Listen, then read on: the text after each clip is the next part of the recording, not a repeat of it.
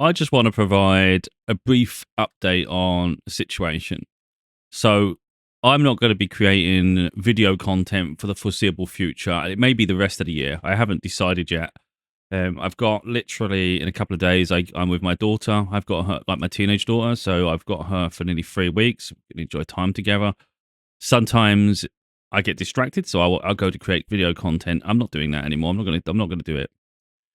And when I'm not doing the video content, for instance, so even after our time is finished and she goes back home to her mother, I want to get back writing my books. I want to get back being creative. I want to get back doing things that actually inspire me and make me really challenge things in a deep, introspective way. A lot of the time, the videos are reactive, to society in general and situations.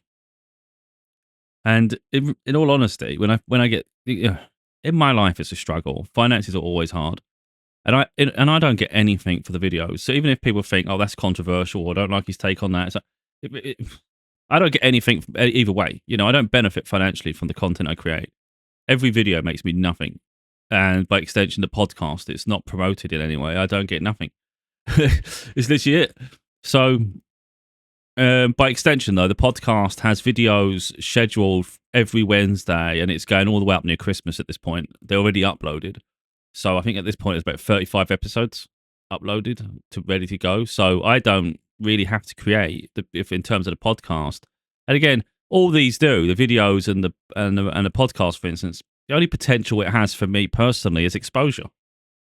Now, I don't do it for exposure. I do it because I've got something to say, and I feel I better talk about it. So that's really the reason. But then when you think career wise, you think success, you think financial, nothing to gain from it at all. Again, apart from exposure in that sense. So I have no commitment to it in that sense. I don't feel obligated in any way. There's no benefit to me to do anything if I feel like if it's questionable, like whether I should put the time and energy towards it, whether I should go in a different direction, whether I should do. There's nothing tying me to it. It's literally just is what it is. Yeah, the equipment costs money, but you can use that for the gaming content I do sometimes and things like that. Or you can just stay to the side until I decide to do content again. But usually when I do one thing, it hits the other. Anyone that's seen my journey will realize that, I've been delaying my upcoming books. Because to be honest, I want my current books to get attention. They all deserve to be read, so for me, there's no urgency. But of course, every time I do videos, it's time consuming in that sense. And then I feel, I'm not really dedicated in the other side. So I think realistically, what's going to happen is there's been I'd say the first half of the year has been huge, really, really dedicated to video content. I've done a lot. Every single day I've been accountable. And I think what's going to happen from this point on for the rest of the year is going to be focused on, spending time with my daughter. And then it'll be sort other things out in my life to get my finances back on point. So, traditional jobs, if you like, things just to get by. Because, I want my finances improved. I want a holiday next year. It's not sustainable. What I do I don't get anything from it. My books are not selling well. And I'm transparent about that. It's not, I don't think it's a case that they don't deserve to be. You can't make people freaking do anything, can you? So it's like, it is what it is.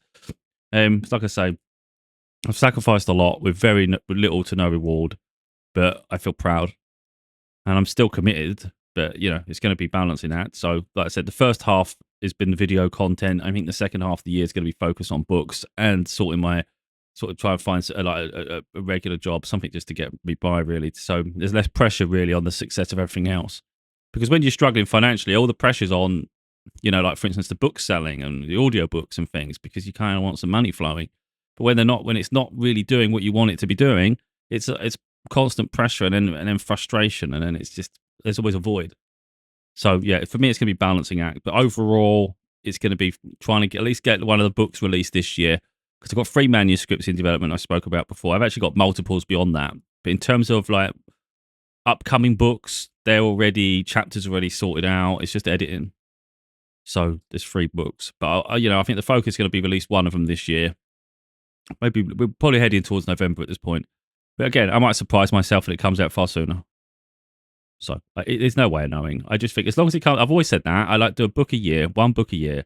And I don't care what month it comes out. It could come out the very last day of the year. It's just nice to achieve the goal, But, I was going throughout this year, like, I didn't really care, in all honesty, like, whether I miss a year or not. It's not, again, I've got enough work there. I'm proud of all my books.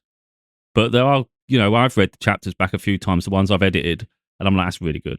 That's like really good, and that's going to help people.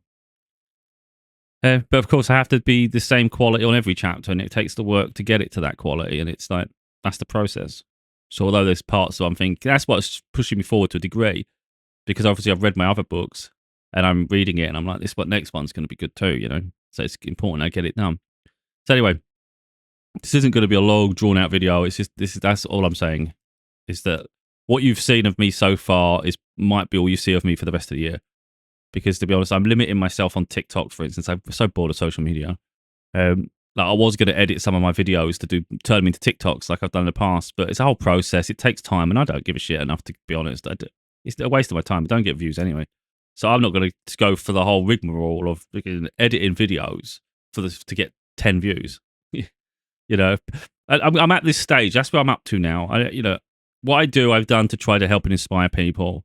And again, people might not always agree with opinion, but it gets them thinking. And I'm at a point now, if people are not going to appreciate the work, it doesn't make me feel like I've wasted my time, and it doesn't make me think less of my work. But if it's not appreciated, then there's no point me bothering to try to help people, and that's how I feel. So it's not in terms of like a spiteful way or anything like that. It's just I have to pick and choose where I put my time and energy. And I'm going to focus more on the books now, because I'm not seeing it. Like I said, I've disabled comments on videos, and I've explained why. I'm sick of people hiding behind fake names, fake personas. They leave stupid remarks, and you see it all over social media. People have no accountability in life, and it's like they've got no respect at all for sectors of society. I see it all the time. You see racism, you see sexism, you see it's everything's rife. And people are opinionated with ignorance, and it's like, I don't need that. If that's your attitude, just stay away from my content, because I'm just going to trigger the shit out of you anyway. And you ain't going to educate me with a stupid little comment where I can see you're stupid. I'm only interested in deep, introspective, intelligent conversation. And if all you are is an idiot, for instance, I don't need to hear from you. And I'm not saying that every viewer, but that's happening in society in general with social media culture. And I'm of the notion that I created the content. It's for people that actually want to listen, can listen and watch it through to the end. And those that don't can just move on.